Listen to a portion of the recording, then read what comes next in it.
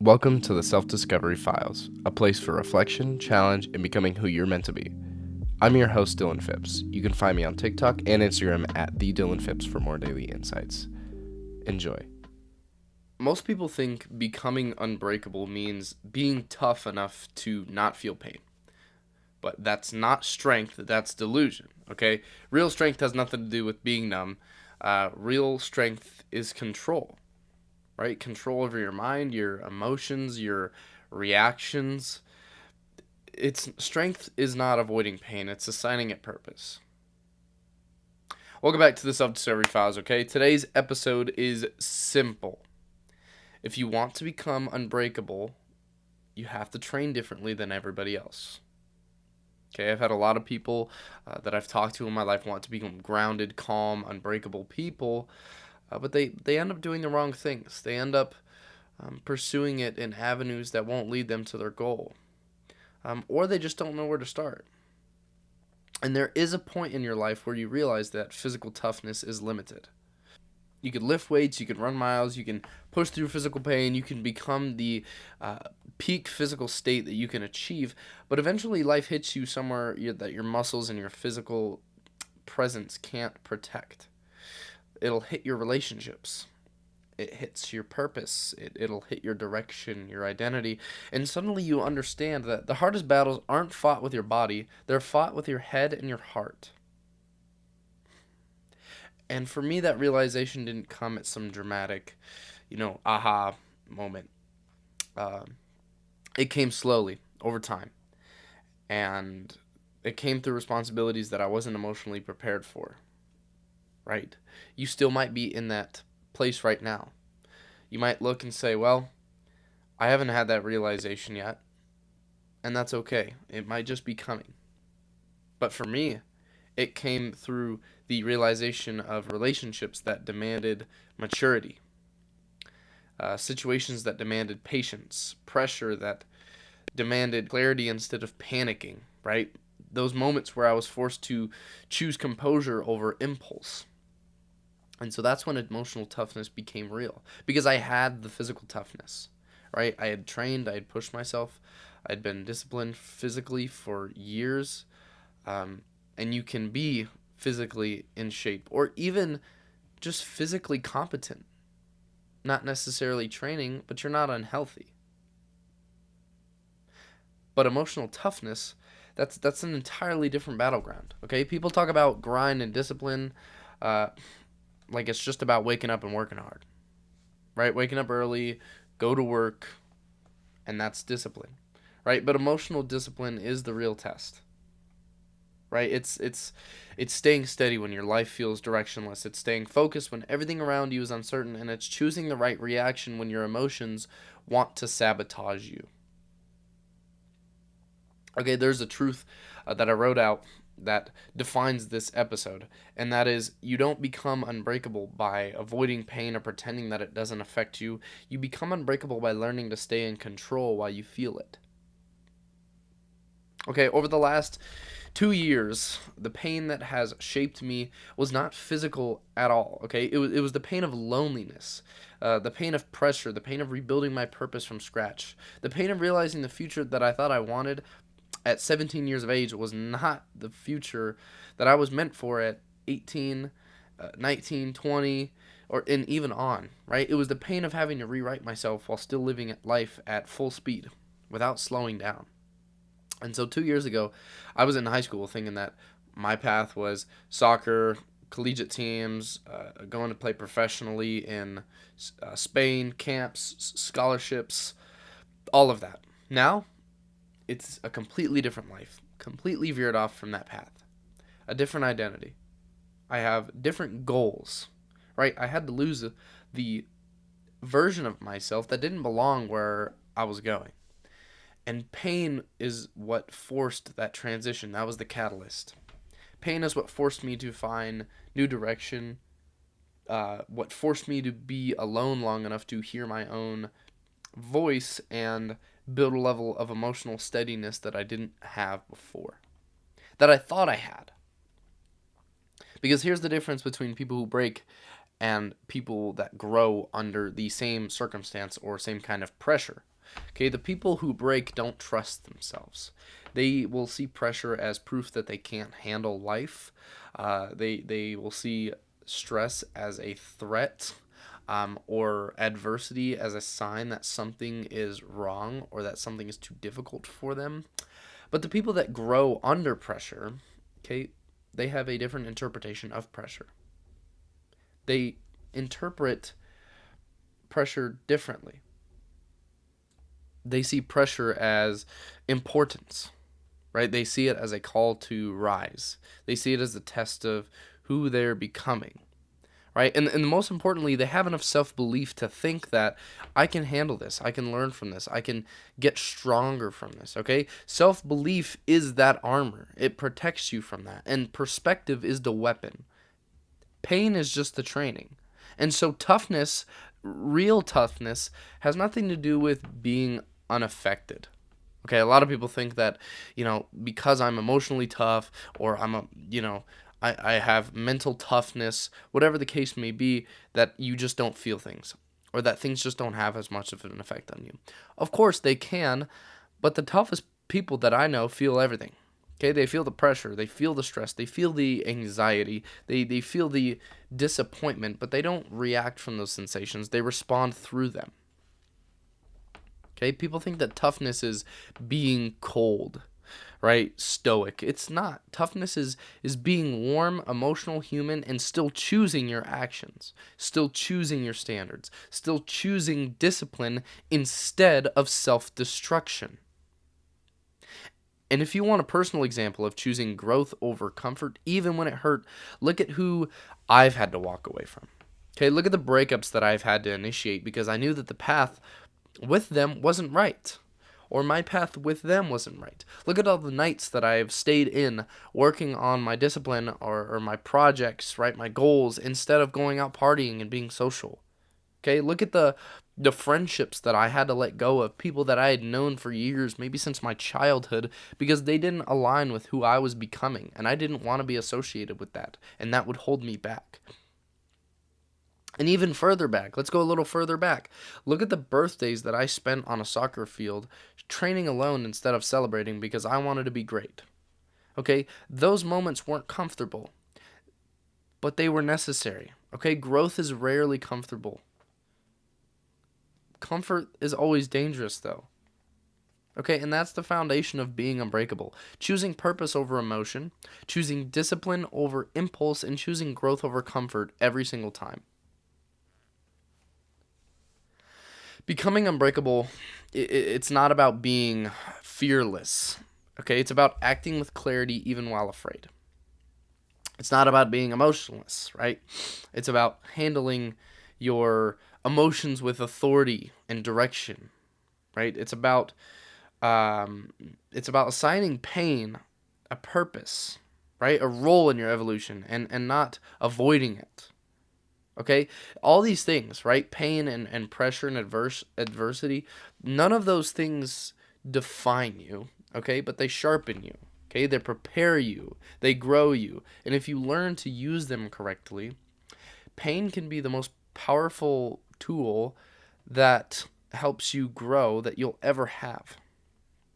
Okay, which brings us into the next section that I have, which the real definition of toughness is emotional control. Okay, most people never become unbreakable or become ungrounded, a grounded person, or achieve that groundedness that they so desire because they think that toughness is about force, right? Grinding louder and pushing harder, acting like nothing affects them or nothing touches them. That's just a performance, though. That's not real toughness, okay? Real toughness is emotional control.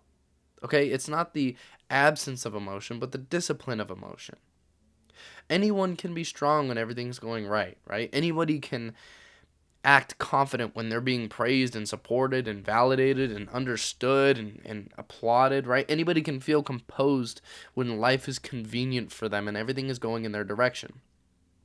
But the moment that pressure hits, that's where the real test begins, okay? Because toughness is measured in friction and not in comfort. So the reason that emotional control is the highest form of strength is simple. Your life is shaped more by your reactions than your circumstances. Pressure doesn't destroy people, okay, in itself, right? You can't blame your destruction on the pressure. Your reaction destroys you. Okay, the pain that you feel, it doesn't break people. Your interpretation of pain does, because pain can be seen in multiple different ways. Okay, disappointment that you feel doesn't ruin people. It's the stories that you attach to disappointment.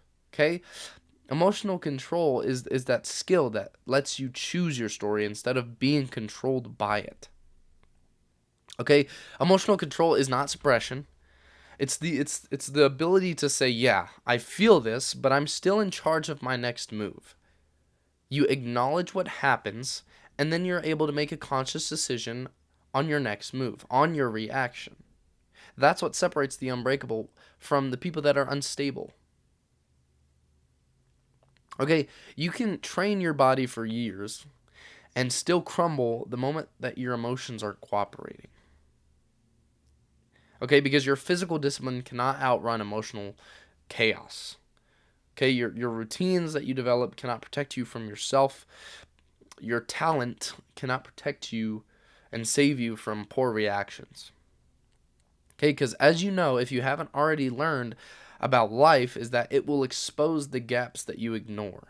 Okay, and for a lot of people, emotional control is usually the largest one. People who lack emotional control usually have one thing in common.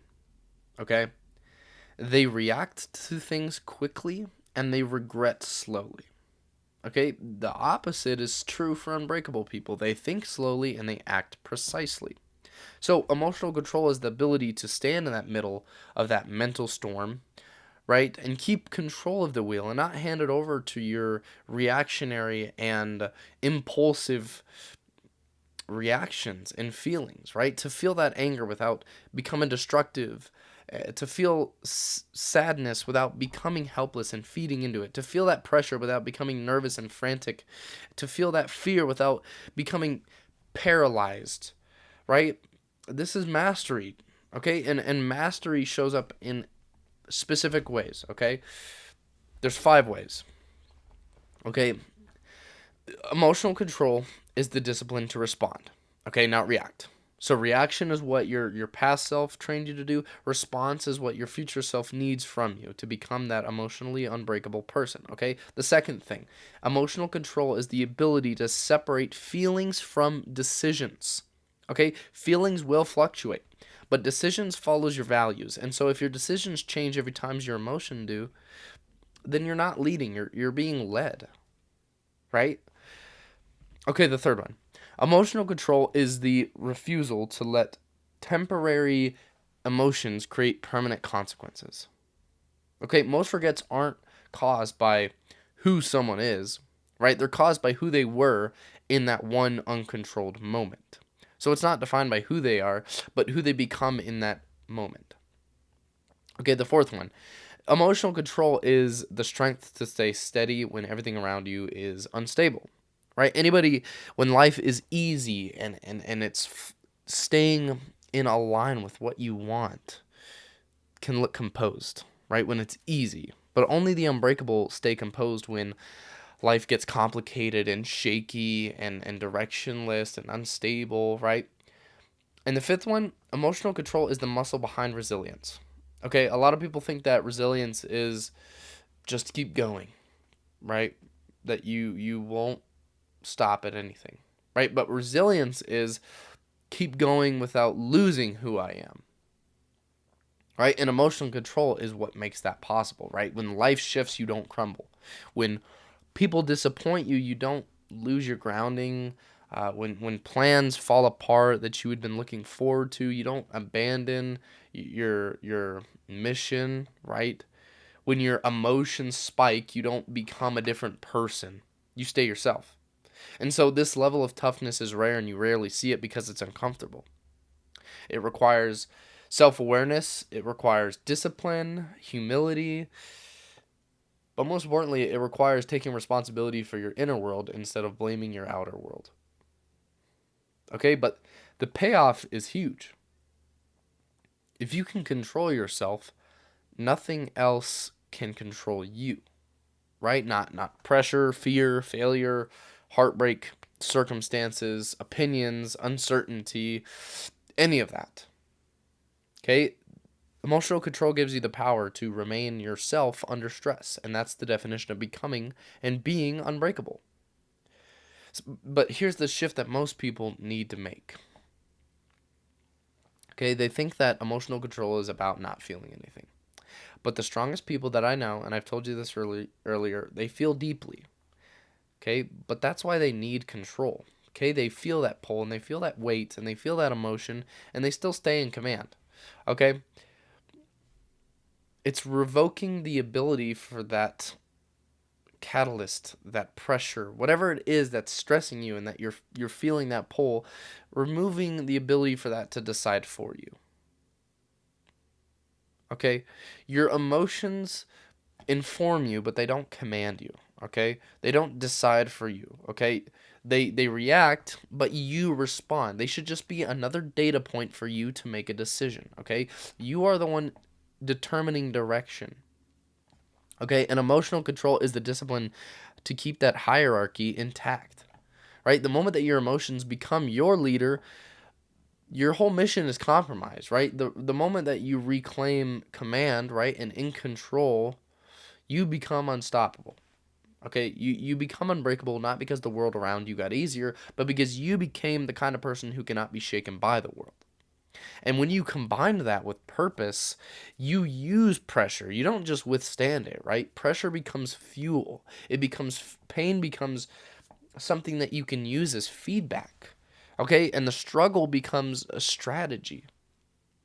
And you kind of shift life into training. And so that's where we're headed next. I want to dive into, now that we've defined emotional control, we'll move into the next layer, which is how to use pain as calibration and how to let pressure sharpen you instead of shape you.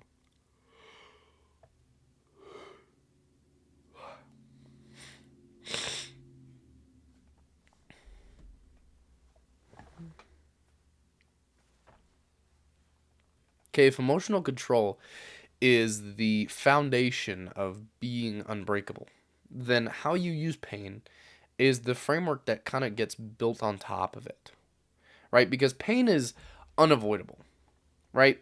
But identity is definitely optional, and that's where most people get it wrong, okay? Pain is not the problem, but letting your identity attach, right, with pain is the problem, right? Letting pain define you is what breaks you. Okay, pain is supposed to be information, not who you are. It's supposed to be feedback and calibration. So the moment that you shift into that mindset, pain becomes the most powerful teacher and feedback and data point that you could ever have, okay? It's a signal, it's a measurement, it's an indicator of where you are versus where you need to be. But a lot of people, they misuse pain because they interpret it incorrectly. They read pain like a mirror instead of a map or a blueprint. Right? When something hurts and they feel that pain, a lot of people say that, I can't handle this. This shouldn't be happening. I can't. I'm not enough. Like all these Debbie Downer sentences, right? But when something hurts, the unbreakable people say that this is, data. This is refinement, development. This is adjustment, and that inadvertently makes it hurt less. So pain says something is happening, but it doesn't tell you what to believe about yourself, okay? It tells you the truth about your next step. And this is where resilience actually begins, because resilience is not pushing through pain. Okay? It's understanding it. So let's break down the difference of that, okay? Because pain shows you your weak points, okay? Not your worth, right? Weak points are meant to be strengthened, right? The weak parts of you that you noticed are obviously meant to be strengthened. Worth is meant to be honored, okay? And confusing those two is how people collapse. See, when something hurts emotionally, mentally, or physically, It's just revealing where you're not yet trained, right? And it's not saying that you can't be trained. Okay, but pain reveals what you haven't mastered yet.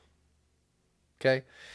If you get triggered easily, that's not who you are, that's where you need to train. Right? If you get anxious under pressure, that's not who you are, that's where you need to build capacity. If you feel directionless, that's not who you are, that's where you sharpen clarity. Okay? Pain is the measurement of your current limit. Okay? And training raises that limit. Right? Pain forces adaptation if you let it, right? So when you train physically, your muscles tear so they can grow, right? They are intentionally doing that. And so when life stretches you emotionally, that same thing happens, okay? Your identity tears so that it can rebuild stronger. But that only works when you don't collapse and destroy yourself by labeling yourself by the fear and by that tear. Right? Pain is adaptation in motion. Okay? It teaches accuracy, okay? It shows you where your attention is needed. It shows you what habit is unstable, what thought pattern is flawed, what relationship is unhealthy, what emotion is untrained. Okay? Pain is super duper precise. And people are sloppy with interpretation, which is why pain looks confusing. Okay, but pain itself is clear, right? Pain gives you a calibration, right? The ability to adjust. Every tough person that you admire, that you've seen, experienced, talked to, they're good at one thing, and that's adjusting. Not avoiding, not pretending that things don't hurt, but adjusting, right? Redirecting, refining, recalibrating. Unbreakable people don't feel less. It's not like they are like the things in life don't magically just feel less. They just align faster. And so here's the part that people never learn is that pain becomes destructive only when it becomes personal. Right? The moment that you take pain personally, as in I can't do this, I'm broken, I'm failing, you lose control. But the moment that you treat it like training and you flip your perspective and you reframe your mindset and you see it as this is where I need to become stronger, this is where I need to think clearer, this is where I need to get better, that's when you gain control, because it either becomes the story you live by or the feedback that you grow from. Okay, and this is where identity comes in, and I talk about it a lot. Pain is supposed to pass through you, right? Identity is supposed to anchor you. And so when pain becomes your identity, you lose the ability to move. Okay, toughness is not about being unaffected. It's about being unmoved, because nothing, not because nothing touches you, but because nothing controls you. Okay, your identity should be formed by your values, not your wounds and how you've been hurt, right? It should be by your standards, by your direction, not your setbacks, right? And when you start using pain correctly, there's something powerful that happens, okay? It becomes readable, and it becomes something that you understand and you can predict. You can look at your struggle and say, I know what this is trying to teach me. I know why I'm feeling this. I know what I need to adjust. I know how to use this, right? And it becomes strategic, and you actually end up feeling it less and being able to escape the pain faster, right? You're able to fix the pain faster because you're able to grow more. You're able to adjust faster, right? Because you have clarity. And that's where that resilience compounds, because it's not built in one moment. It's built in repeated exposures to adversity where you respond with clarity instead of collapsing, right? It's choosing that adaptation over avoiding it over and over again. Okay, every time that you choose to stay steady instead of spiral, your resilience grows. Every time that you choose the right reaction instead of the emotional one, resilience grows, right? Every time that you treat pain as feedback instead of identity, resilience grows. Okay, it's not a moment. Okay, resilience is a pattern. It's a pattern of clarity, not chaos. And once that pattern locks in, You become the kind of person who doesn't run from struggle, right? You run through it. You don't fear pressure. You convert that. Okay? You understand adversity instead of avoiding it. Pain stops being the enemy, right? And something that you run from. It becomes a teacher. It becomes an instructor. It becomes something that you learn from and grow from. And it actually gives you direction. And pain eventually becomes confirmation that you're evolving. And so, with that brings us to the final part of this episode, which I want to talk about how to reframe every current struggle that you're having as training, right? How to step into the identity of someone who cannot be broken. Because you might be saying, well, Dylan, I have this struggle, and I just how am I supposed to reframe it when X, Y, and Z, when this is happening, blah, blah, blah. This is so hard. I can't, how could this possibly be anything other than just a negative thing? Before you start asking all these questions, just hear me out, okay? Becoming unbreakable isn't a personality. It's not an aesthetic, right? It's not some heartless, cold mask people put on to look tough, okay? It's that identity that you build, okay? Through discipline, through clarity, through pressure, through choice, right? And at that center of that identity that you build is one truth, right? Every struggle that you're facing right now is training. It's not a punishment. It's not coincidence. It's not bad luck. It's training. Okay, life is sharpening you with the exact resistance required for who you're becoming. Okay, the problem is that most people never make the shift from pain as suffering to pain as strengthening. They never reframe that, okay? They get stuck in the idea that something went wrong instead of understanding that something is being built. Okay, but here's the reality. Okay, pressure isn't proof that you're failing. Okay, pressure is proof that you're being forged, right?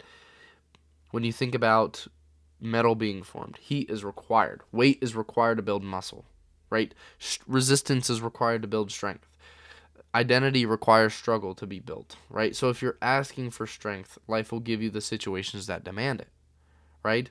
If you're asking for more clarity, life will give you confusion that forces you to think deeper, right? If you're asking for emotional control, life will give you moments that try to pull you out of character. If you're asking to become unbreakable, right? Life will reveal every single place where you currently are breakable so that you can reinforce it. Okay? And that's the part people misunderstand. Your struggle isn't exposing your weaknesses to shame you or put you down, right? It's exposing your weaknesses so you can train them. It's pointing them out, saying, hey, look, this is where you're weak. You can feel it. Fix it. Okay, and once you reframe struggle as training, everything will shift. Okay, you'll stop asking yourself, why is this happening to me? How could this possibly be, part of God's plan or part of, my life journey? Or why is this, if you believe in everything happens for a reason, how could this be a reason that this could happen, right? You stop asking those and you start asking, what is this building in me, right? What purpose does this have? And of course, there are some unfortunate things that happen where there's not a lot of growth that you can derive from. There's not a lot of building that you can derive from. But in other circumstances, once you reframe that struggle, everything will shift, okay? You'll stop seeing those obstacles as interruptions. And you'll start seeing them as instructions. You'll stop taking pain personally for yourself and you'll take it strategically, right? This whole mindset isn't about optimism, right? A lot of people think that it's about seeing, oh, this is for the best, this is good. It's not necessarily about that, right? These things can still be inherently negative, but it's about alignment, okay? And when you understand the purpose behind it, you can stop resisting it and stop collapsing under it and interpreting it as failure. Because you know what it is. Right? It's preparation, it's calibration, it's strengthening, it's forging, right? Becoming unbreakable is not the absence of struggle, right? It's the mastery of struggle. Okay? And that mastery begins with the challenge that I'm going to give you right now. Okay? So, if you're listening right now and you want to learn how to do this, here's the challenge that I have for you. Okay? I want you to think of the one thing in your life that feels the heaviest right now. Right? That situation that frustrates you, the pain that you don't talk about, the pressure that you feel, maybe the thing that you keep spiraling over in your mind, or the thing that you're tired of dealing with. Think of that. And now I want you to reframe it. Okay, not motivationally or emotionally, but do it strategically. Ask yourself, what is this struggle training me for? Okay, and to help you out, like if you're lonely, you're being trained for independence, right? If you're overwhelmed, you're being trained for capacity. If you're unsure about something, you're being trained for clarity, right? If you're being pressured, you're being trained for precision. If you're hurting, you're being trained for strength. If you're stretched, you're being trained for expansion. If you're misunderstood, you're being trained for leadership, right? Struggle is always specific. It targets the exact skill that you still need. Okay? In the moment that you see your struggle as training, you stop being breakable. Okay? Because training is not meant to defeat you, it's meant to develop you. Okay? It makes you sharper and more disciplined and self-led and calm and strategic. It gives you an identity that can't be taken away. And you know why it can't be taken away? Because it wasn't given to you in the first place. It was earned by you. Okay? So this is where it begins. Okay? Take the heaviest thing in your life right now and assign it purpose. Okay? Not someday, not eventually, right now. Right? Because once you decide that nothing in your life is happening to you, right? And everything is happening for you, you take back the one thing that makes you unbreakable. Okay? And that is control. Right? Not control over the situation, right? But control over yourself. And once you have that, you're not breakable anymore because you've built yourself. So go create that next version of yourself. It's important that you do. And once you do, or if you have, you'll finally understand the importance of this, and you'll see the difference between being breakable and unbreakable. So thank you for listening to the Self-Discovery Files. If you enjoyed this episode, go check out the other episodes. This series compounds on itself, so everything is a development on itself. All these episodes combine together to give you the best self-development possible, and it can definitely change your mind on a lot of topics, give you a new perspective, help you make a decision, give you a new mindset, outlook, whatever it is. These videos are here to help you, and if you haven't checked out the other ones, go check them out. Follow me on my social medias, TikTok and Instagram under The Dylan Phipps. We'll be posting on Instagram here soon. I post on TikTok pretty consistently, so yeah, check those out. We're going to be growing this next year. And once we get a little bit more of an audience, we are going to be doing more collabs with other people. So, if you want to see some collabs with some bigger creators once we build that community, stay tuned and you'll see that. So, yeah, thank you for watching, and we'll see you next week for episode 9. Thanks for listening to the Self-Discovery Files. My name's Dylan Phipps. Keep showing up for yourself, stay grounded, stay curious, and keep becoming who you're meant to be.